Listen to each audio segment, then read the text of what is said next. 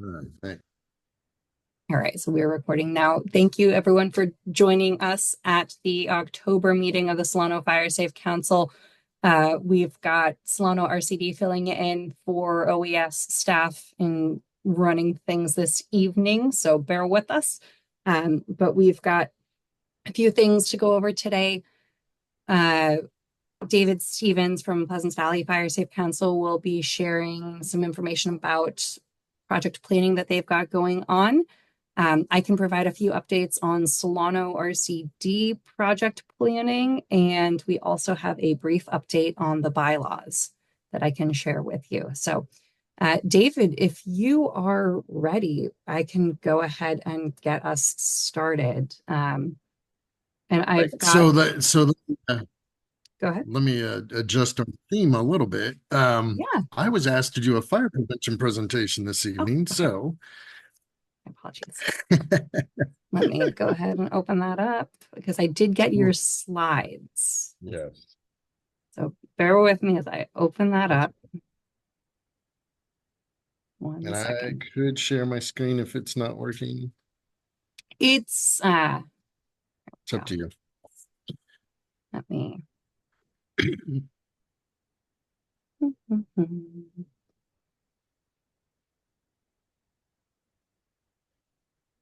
all right. Is that working? Are you seeing the right thing? Uh, I see it. Perfect. Thank you. Great. Go ahead. All right. So just an introduction screen. October is Fire Prevention Month nationally. So um, it was suggested that we do a fire prevention presentation this evening. So I put something together, unfortunately, at the last minute. So here we go. We can go to the next slide, please. All right. So I was going to cover three items this evening. The first is fire extinguishers. The next is fire alarms. And then the last is hands-only CPR, which might sound like it's not a fire prevention topic, but our emergency responders in the fire service and EMS environment respond to 85 to 90% medical emergencies. And personally, from a professional standpoint, the only time in my fire service career that I actually felt like I saved someone's life was when I performed CPR. And I honestly do not believe there's a better skill that any of us could learn to potentially save the life of a loved one, a friend, or maybe a complete stranger. So, next slide, please. And then, Karen, if you could later on after the meeting include the attachments that I had, because there was more detail for the presentation within those slide packets that I had sent separately. So, Yeah. Would it work to make those attachments available on the meeting page on the website with the recording? Uh, yeah, if you can, that'd be okay. Sure, I can do that. Or afterwards, it doesn't matter for me. Okay, so with regards to fire extinguishers, the first thing that I would like to share is that fire extinguisher, if you're not trained to use it and you don't have recency with that training, fire extinguishers can be more dangerous than they can be good. You could be overwhelmed fairly easily. You're talking about a situation that is very emotional when you're experiencing a fire. And if your skills aren't such that you're able to use muscle memory to operate that fire extinguisher and knows what steps that you're supposed to perform in using that fire extinguisher, you could be overwhelmed and you could become part of the emergency instead of helping to resolve the emergency in your own situation, whether work or home or maybe somewhere completely different. Who knows? So, the very first thing that we always want to do is we want to call 911 immediately when a fire occurs. And then some fun facts that I personally advocate is if a fire is bigger than a waste paper basket, I do not believe that an untrained professional, even if you are trained, should attempt to extinguish that fire unless it's potentially outside or somewhere where you're not going to make situations worse or find yourself trapped in that situation. A fire does double in size roughly every minute, depending on fuels and today's modern homes with all the petroleum products that we have within our structures, our furniture, our interior finishes, our trim work, all those items. You know, a lot of them are made out of oil-based products. They're made out of styrofoams. They burn very violently at times, and from the time that you experience a fire to the time you walk out of the room to go get the fire extinguisher and you come back, you could very easily be overwhelmed by the fire just in that amount of time to accomplish that process. So you want to make sure that you are being aware of your surroundings. Um, if you're scared, just leave, go outside. Make sure you call 911. And then if you're fighting the fire and you feel like you're starting to be overtaken by smoke, again, back out of the room, don't turn your back to the fire, and get out safely. It's all about protecting yourself and potentially giving you a little knowledge to make good decisions in the event of a fire. Um, so let's see. I think I hit all those. Okay, next, Karen.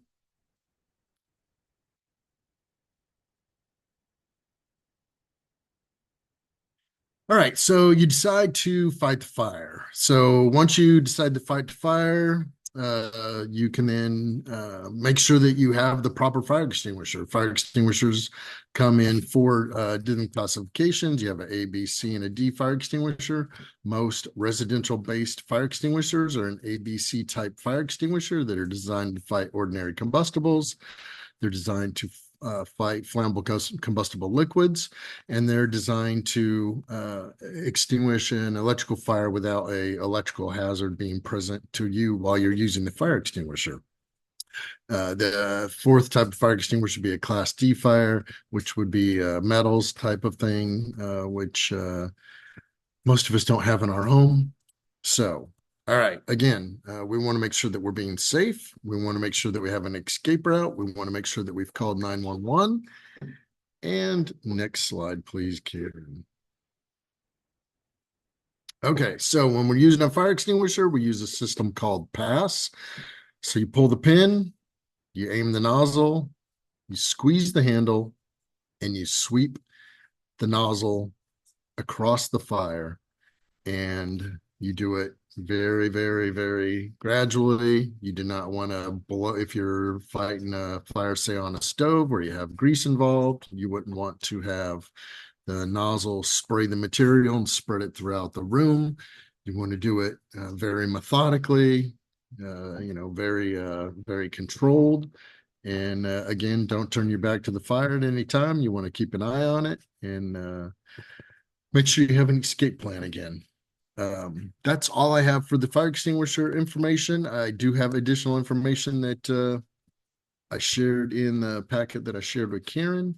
I would encourage everyone to have a fire extinguisher, and more importantly, I would encourage everyone to find a location to go take fire extinguisher training. I know Chief Abruzzini has frequently had their prop that Susan District has available for events, and I'm sure you could reach out to Chief Abruzzini and find out where they're going to be offering their next public education event, and go learn how to use a fire extinguisher in person. And it's something that I would do on a regular basis every few years or so.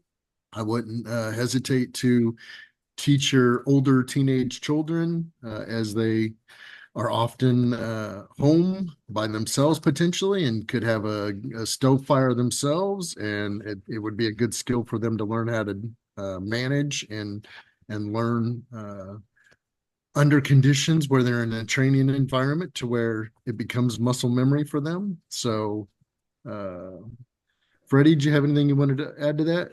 No, absolutely. If anyone's interested, we can absolutely schedule a time. We're doing this program for the schools this coming week with fire extinguisher training for. It's offered the whole school, but we're scheduled for kindergarten and first grade. But if any group would like to schedule a time, reach out to us, and we'll absolutely happy to come out and teach you. All right. Thank you, Chief Abruzzini. All right, Karen, next slide, please.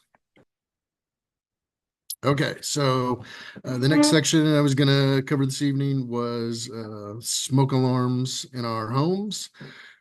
So this particular view represents the plan view of the house. So this, you see the outline of the home, the various rooms within the home, and it shows the locations where in blue is the locations where the sleeping rooms exist, where the smoke alarm should be within the sleeping rooms. And then the red squares represent the area outside of the sleeping rooms, which we want to have a smoke alarm within every sleeping room, and we want to have one outside of every sleeping room. And then if we have a multi-story home or structure that we reside in, you would want to have a smoke alarm on each level of the home as well. So if you had a tri-level home, you could potentially have smoke alarms on 3 different levels of the home.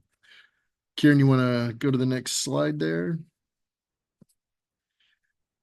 All right, so here's elevations view of a home, and in this particular elevation or illustration, it's showing that the smoke alarms are all mounted on the ceilings.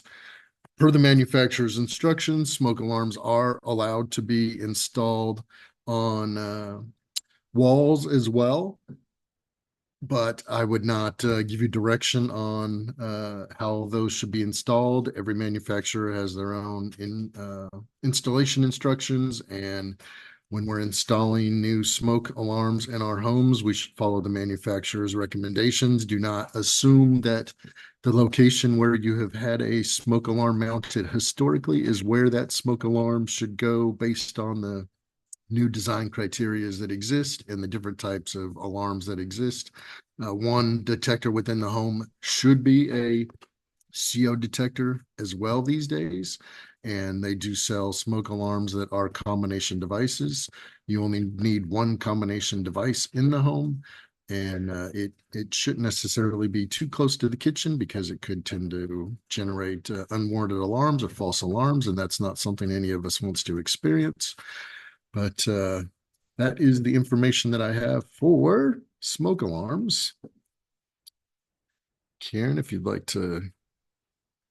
So I pretty much covered all this, but the newer smoke alarms that are coming out are 10-year products. They're good for 10 years. So the historical rule of thumb was we change our smoke detector batteries when we change our clocks forward or back. So I believe November 3rd, we're going to be having a time change. So if you have a older smoke alarm that's in the appropriate date range for your smoke alarms. All smoke alarms have an expiration date. If you haven't checked the expiration date on your smoke alarm, I would encourage you to do that.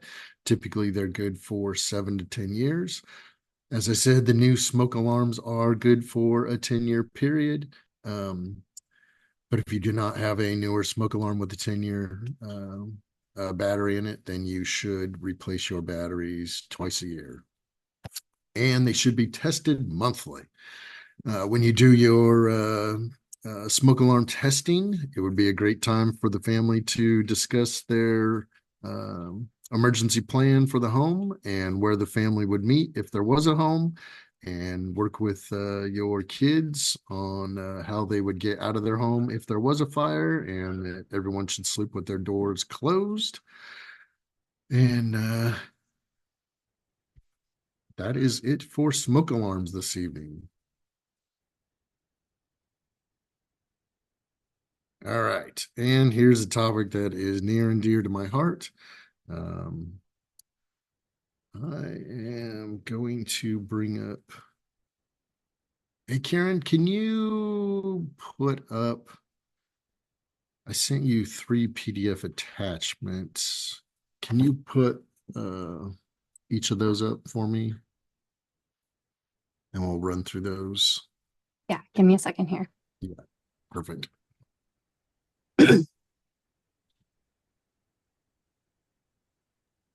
While we're waiting for Karen to do that, David, great conversation on the smoke alarms. And I just want to make a comment from my time as a dispatcher when we would have people call 911 because their CO2 alarm was going off, and they would ask me if they needed to wait outside. We always recommend that people wait outside for Yeah. responders to get there, just even if you Yes. think it might be a false alarm, just for your safety. Because ultimately you never know with CO. It's colorless, it's odorless, and the human nose can't smell CO. So if the detector's standing, it is best to be outside. All right, David, which one of these would you like up first? All right, let's start There's a with CPR guide, hands-only CPR guide on 5 ways to get involved. let's do the fact flyer. Fact flyer. There we go.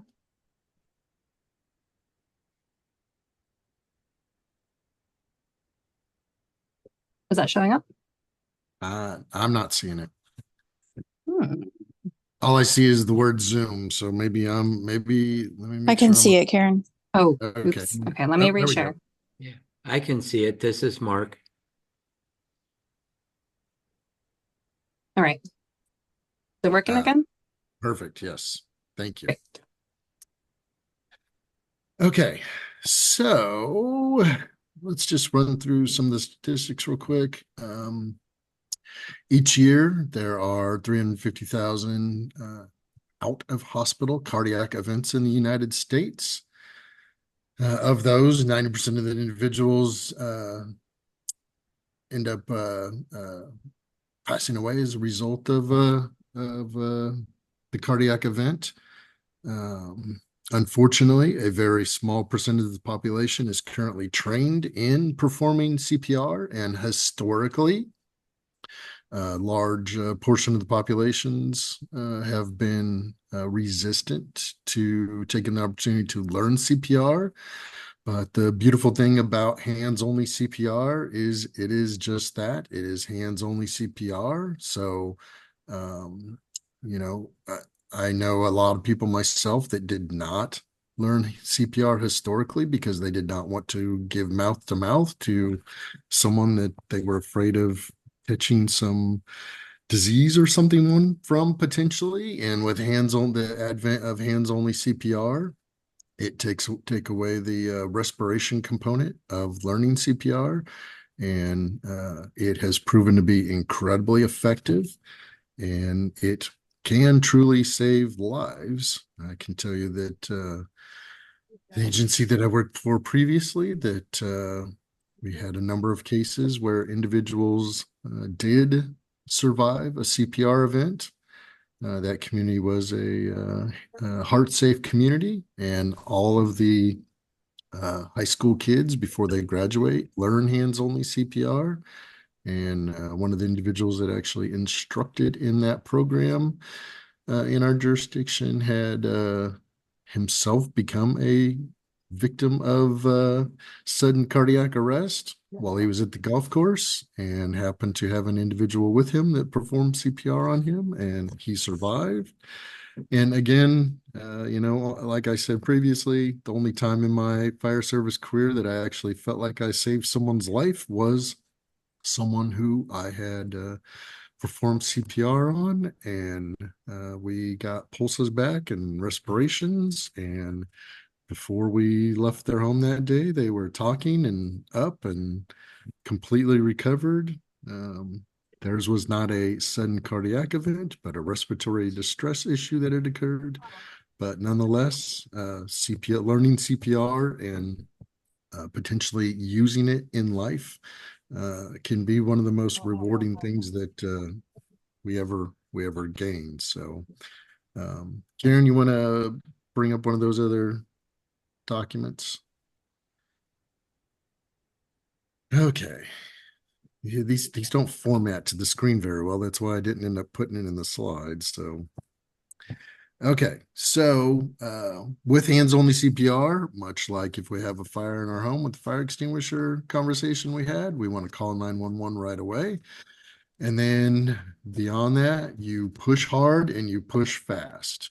One of the theme songs that goes with the hands-only CPR training is the Bee Gees, And with some pun intended, the song Staying Alive has the beat count that you want to push 100+ times a minute to provide circulation to the individual whom needs CPR. Um, Again, you're not doing respirations, so the ick factor that some people have had historically goes away.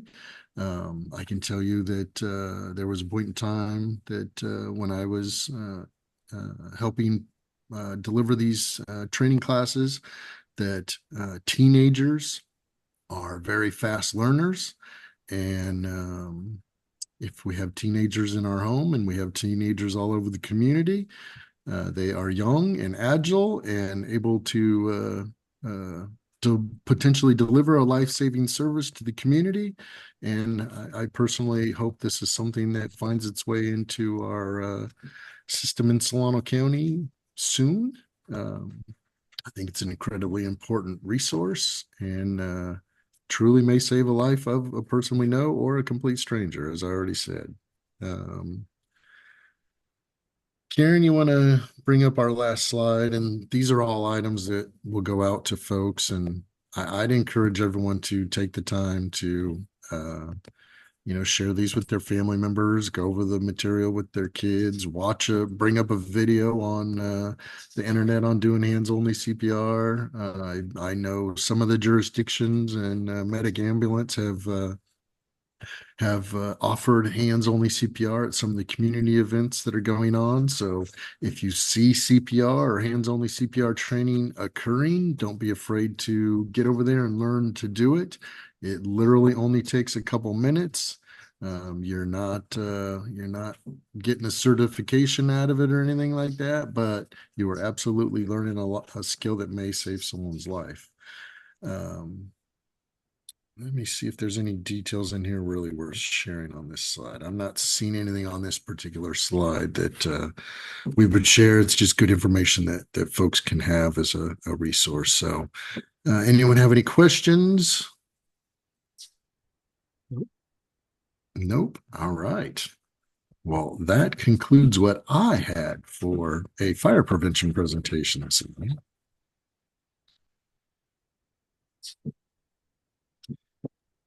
Great. Thank you, David. The next item that had been on our agenda was just a brief update on the bylaws. And for those of you who, oh, Rhonda, sorry, I see your hands up. It's okay. Good evening. Thank you, David, for that presentation. I'm here for the Solano VOAD, but also serve as a Red Cross volunteer, a community leader volunteer for the Red Cross. And I just want to mention that we do have the hands-only CPR offered in Solano County through the Red Cross. And folks can either reach out to me and I can connect them to classes, or they can reach out to any of our Solano Red Cross VOAD members to receive that training for themselves or for their organizations. Awesome. Thank you, Rhonda. Rhonda. So what I was going to add was that the next piece on our agenda was a brief update about the bylaws. It's been a little while since we've had a discussion on the bylaws. So just to refresh folks on that, there had been a process with a number of community representatives helping to develop a set of draft bylaws that were modeled from bylaws from other regional fire safe councils throughout California, picking and choosing what pieces we felt best reflected Solano. Those went before a few meetings of the Solano Fire Safe Council group. And we had a lot of edits, a lot of discussions, a lot of meetings back and forth about this. They went through a review by county council, and we are ready to adopt them at the next meeting. Since it's been some time since folks have gotten to see them, I wanted to let you know how you could find them and how you can refresh yourselves about this before it goes up for adoption next month on November 18th. So if you are looking for the bylaws, you can go to the link that I just put into the chat. It's the Solano Fire Safe Council website, and there's the draft bylaws on there. There are two versions, and both of them the content is identical. They are reflecting the last draft that was circulated before it went out to County Council. There are two versions on there. One is the clean version, and the other is the track changes version. So you can see what happened between the last version everybody saw and the clean one that is up there. It's just a few minor formatting things, syntax, and changing some dates on there to make it reflective of where we are now.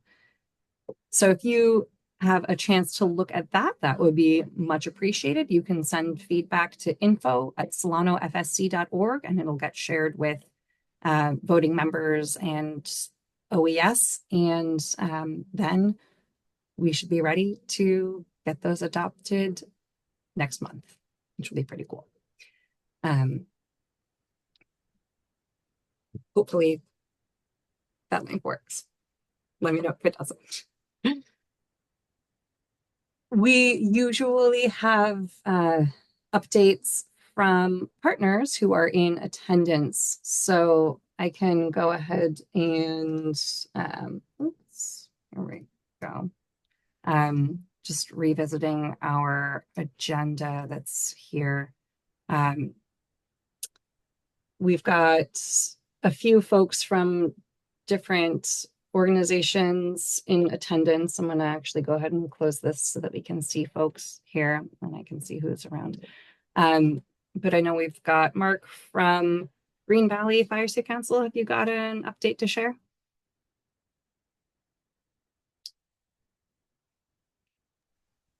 Can you hear me? Yes. Okay. Sorry, my video is not working.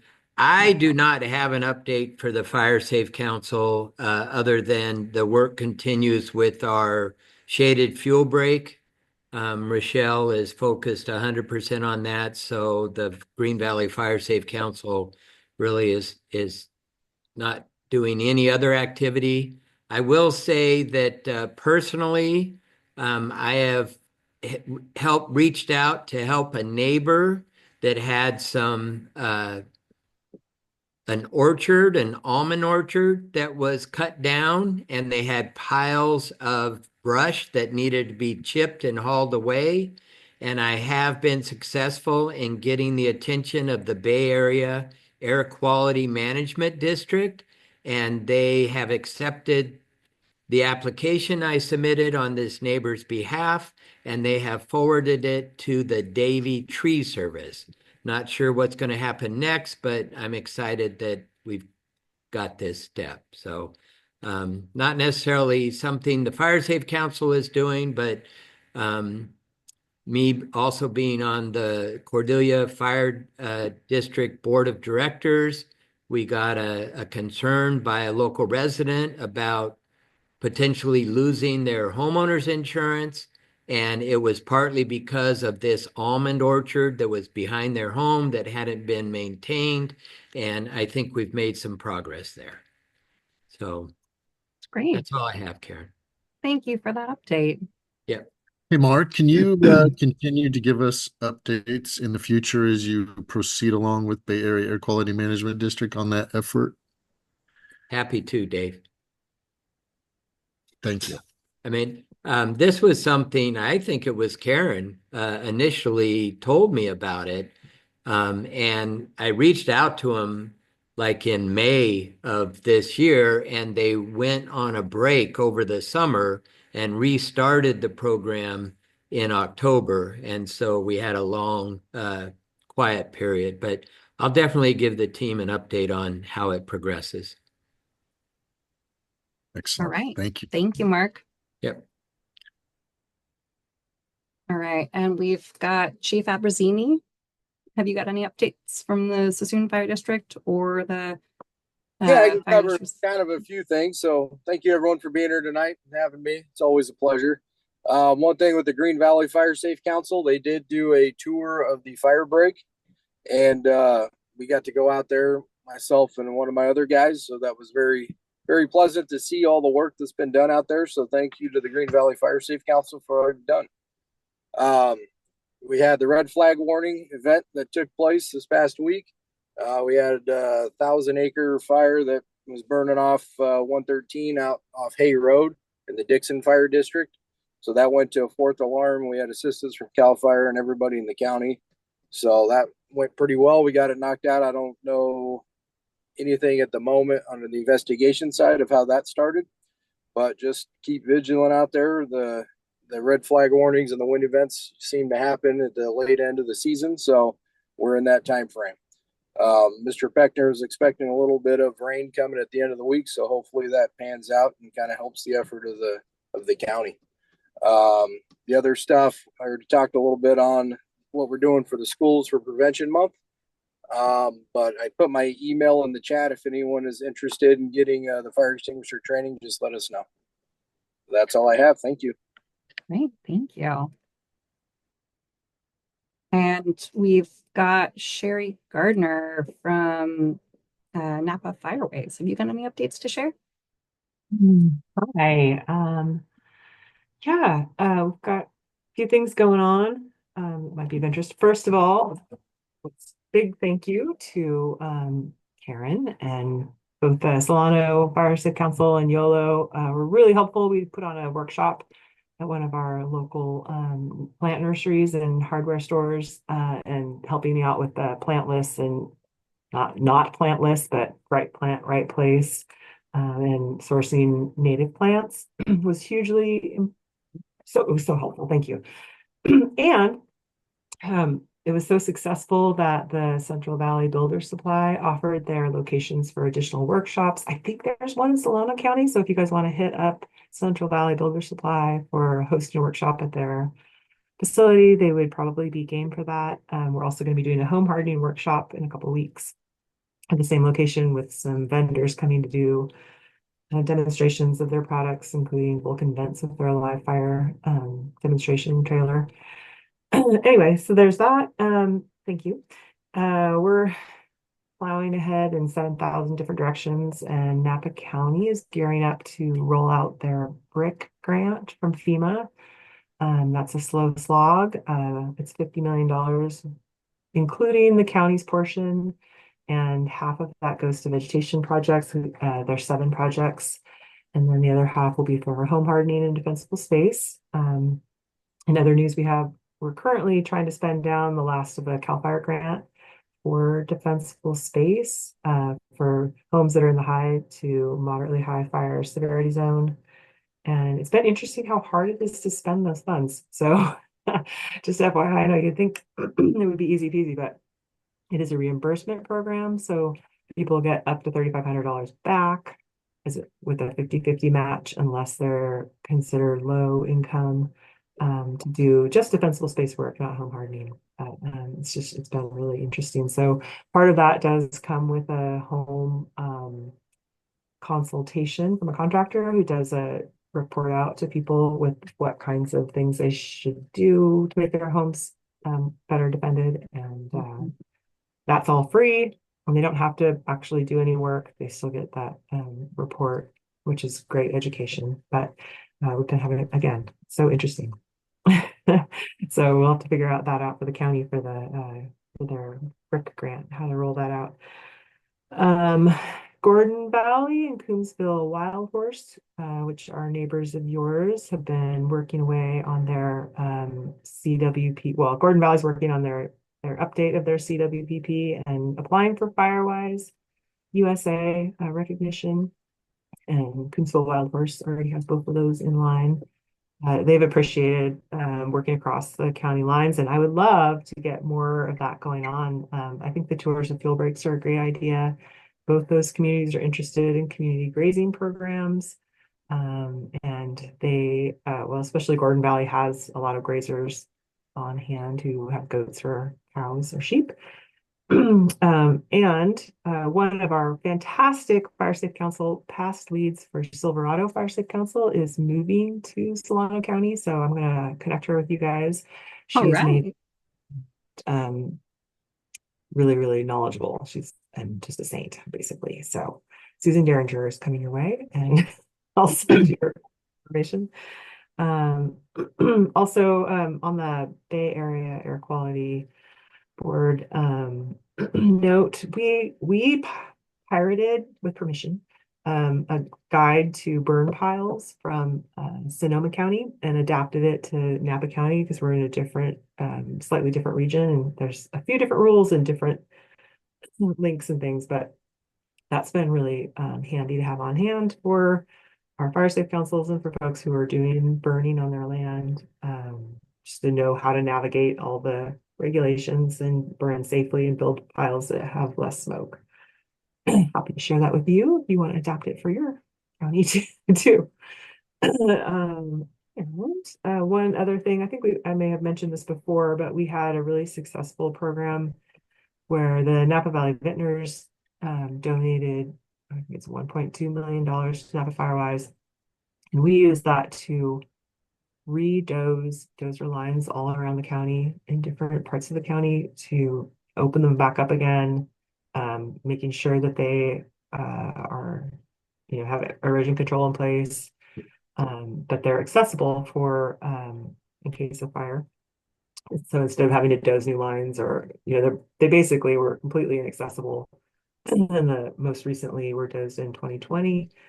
But that's been actually an incredibly helpful program. It's connected up a bunch of different areas. It's created some potential for evacuation for some of the far-flung communities. We don't really encourage that, but it is safer than not having any alternative evacuation.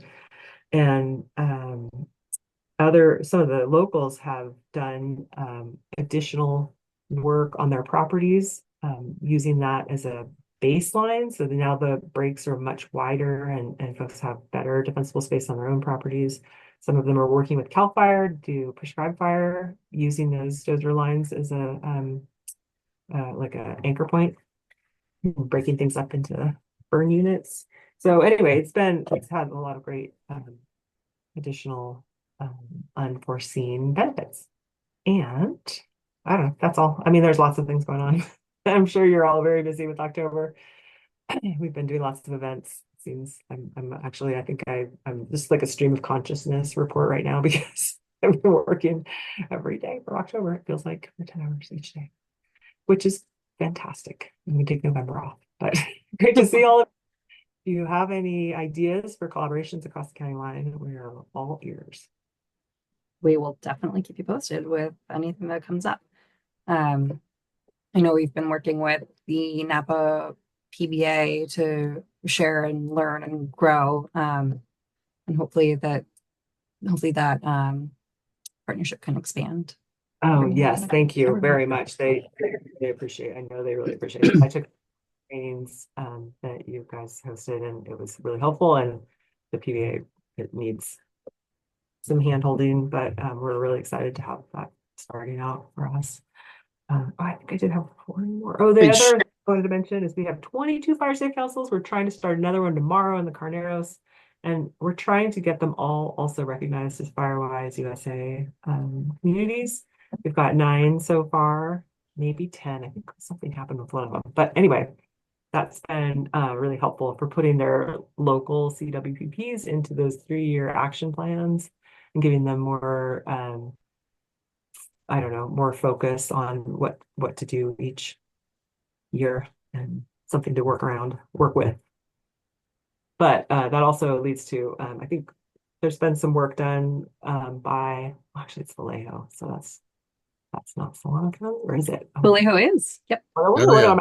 They've done some work in our Coombsville Wild Horse Fire Safe Council, and so we're trying to collect as much as we can in the dollars spent and time spent so that we can help the fire safe councils keep their status with their annual reporting. That's it. All right.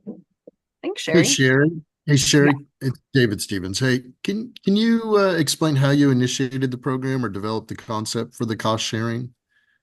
Oh gosh. Our $3,500 reimbursement program. Yes. This was an evolution of different types of approaches we've taken. The first version, we went in and into a community Berryessa Estates at the north end of Berryessa, and people could sign up, and then we went in and did work for them. We had a contractor come in and do their defensible space work for them. And then from that came the idea that people who wanted the work that lived in high fire zones could benefit from a program. So this was the next grant that we applied for through CAL FIRE. And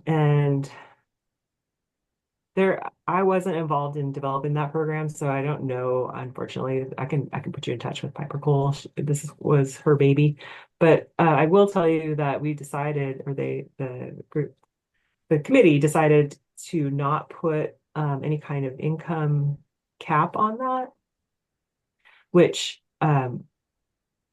it's a little bit of a mixed bag, but I can tell you from some of my neighbors who would appear to have plenty of funding available to do their defensible space cost share. Getting that $3,500 back was the thing that pushed them over the line to do a bunch of work. So it has actually been really interesting that a lot of work has gotten done with people across the board. And the other thing that's come out of it is that some people don't have, they have $7,000 worth of work to do, but they can't front it. Even if they only have $3,500 of work to do and they're going to get reimbursed for the whole amount because they're in the lower income category, it's hard for them to pony up that $3,500 at the front. So some of the fire safe councils have stepped up with a neighbors in need kind of program where they will front the $3,500 and then the cost share program will reimburse the fire safe council for the work. So the work gets done, people get the help they need for defensible space, and then the fire safe council can keep reinvesting that $3,500 and moving it around to other neighbors in need. Does that help? Or there might Yeah, be no, some definitely. That's questions I that's can a answer, but great, I thought love the process. concept. Yeah.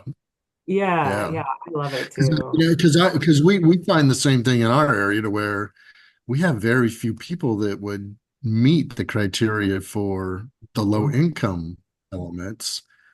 And then when we do find a grant that is income based, we get almost no one that ends up applying for those things.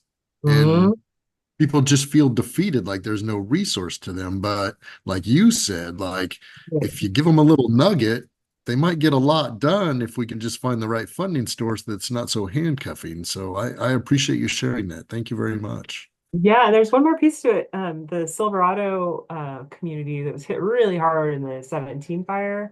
Right. They have their fire safe council is made up of a whole bunch of small little HOAs and POAs, or the whole. So it's a whole minefield of people working within that fire safe council. But they have projects, and one of them, they have a creek that runs through condos on each side, and they want to do a project that would touch 20 homes. So they're encouraging each of those 20 homeowners to apply for the Defensible Space Cost Share Program, and then they could execute their piece of the project and get paid back at least a portion of the funds, maybe the whole $3,500. Or it can be less than that too. You can only, if you have a project that's only $1,000, you get paid back $500. But it's a great incentive for people to participate, and those who may or may not have the funds, but it's just not in the budget. It's not something that they're willing to spend the money on, and this could be the piece that helps them agree to take part in that community effort. And Awesome. that brings up a whole other can of worms with the working in and around creeks. So I don't know how the Resource Conservation District or how you all deal with that aspect. We have our flood control district. Leaf Bryant will do work in creeks. He has the blessings of the Department of Fish and Wildlife to do work, and he mostly removing invasive, but he also does something he calls fire mimicry, where he'll go through and take up the limb things up and remove some of the invasive plants and things. And looks great. It's really wonderful work, but their budget is small, so he can only do small sections of the creeks. And anyway, that's another ongoing issue. And then of course, Biomimicry is a good term for it. Yeah, it's a good way to think about it. And then we're also hoping to put on a invasive plants workshop with our Napa Resource Conservation District. I have 10 more minutes to plan at some point. So for people, the Tree of Heaven is coming up like it's terrifying, like how fast that stuff is spreading in places. And then of course with broom, or everywhere we've been working even. And so a workshop for our contractors and also the general public about how not to spread it, the best or multiple different ways to address, including hand pulling and herbicide and everything else in between. So different approaches for getting rid of that stuff. Yeah, it's very necessary. Job security there. Gotta admire their tenacity, I guess. You can meet me any. No, it's fascinating here, all of what you folks are up to and what you're working on. Anyone else have updates before I get to Solano RCD? Karen, it's Mark. Yes. I've got one more thing. CAL FIRE was out here in August doing LE 100 inspections, and we were very happy to have that done. That's something the Cordelia Fire District has been concerned about. We haven't done them in over a year. Anyway, we appreciate CAL FIRE's efforts. We haven't heard anything about the results. Understand that results are going to be available November 1st. Don't know that they're going to be specific or not, but just having the presence of fire officials knocking on people's doors, inspecting properties is huge. And we told them, thank you very much. It's a good thing to have. Awesome. And I have one quick update Yeah, from go ahead. Solano OES. First, I did want to say thank you also to Green Valley for the tour, the shaded field break. That was really great. But our biggest and most exciting news is that our emergency services coordinator, wildfire coordinator position will be filled November 12th. She will be starting. Her name is Stacy Fenn, and we're very, very excited. So we were hoping to get her earlier, but people with ethics that require giving 2 weeks notice to their current employer and all. So we will happily and thankfully await her start on November 12th. So that's our big news. Took a long time, but it worked out. So I'm excited. Glad to hear it. And she'll be on board just in time for the next Fire Safe Council meeting. Yeah, so she'll be able to Yay. be introduced to the group. And yeah, I'm excited for us. There's like the bylaws are moving forward. There's a lot of good things moving forward that we had stalled out for a while. So I'm happy about that. Sounds great. Well, I can give a quick update on Solano Fire Safe Council fire mitigation planning efforts. We've been working under a CAL FIRE grant to plan a few different prescribed fire and prescribed grazing projects throughout Solano County in areas of high or very high fire hazard severity zones, state responsibility areas, or immediately adjacent. And we've been working with a lot of different fire departments and protection districts to get this planned. So briefly, just to let you know where we are looking at getting things done. I've got to actually share this, and I will keep this short because I know that we are running out of time here. So looking at Solano County here, we've got Vacaville, and Fairfield. Down here outside Cordelia is King Ranch. This is a Solano Land Trust property that we are exploring a potential prescribed burn. Hopefully we'll have more information on that soon, but we're looking at a 98-acre burn unit that will serve to control invasive weeds and also build up capacity for prescribed burning, which could then hopefully be utilized on more Solano Land Trust properties where it could be very valuable in protecting communities and restoring a more natural fire regime.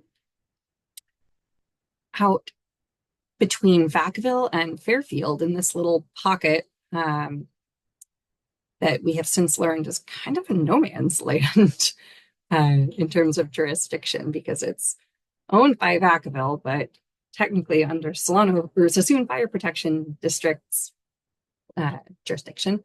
This is Nelson Road right along Highway 80, and these green lines represent existing dozer lines that CAL FIRE maintains annually. And we've been meeting with CAL FIRE and Vacaville Fire, Sassoon, and Yochadihiwintun Nation about expanding these dozer lines to include more coverage running along these red areas here. That will allow for better suppression efforts for any fires moving between east and west. And by adding in another one to kind of bound off this area here, that opens up the potential to use prescribed fire to control fuels in this area, which it's hard to tell from this angle, but it's pretty hilly. And even though it's being grazed, the cattle won't go for it very much because of how steep it is. So an exciting opportunity to both manage fuels and return fire to that area. And our next one that we're looking at is at the far northwestern corner of Solano County, planning some prescribed grazing in Quail Canyon, an area that it's a little difficult to refer to the different fires there because they are all with these, they always start with quail and then there's the year, and sometimes there are multiple in a year. There are quite a few fires in this area, and it got hit pretty hard in the 2020 LNU lightning complex. But we've been working with a certified rangeland manager to develop some grazing plans that will utilize the available access points and water, and also do as strategic a job of hitting ridges and road boundaries and filling in gaps between ungrazed or unmitigated properties. So we are excited to have that ready to go sometime next year.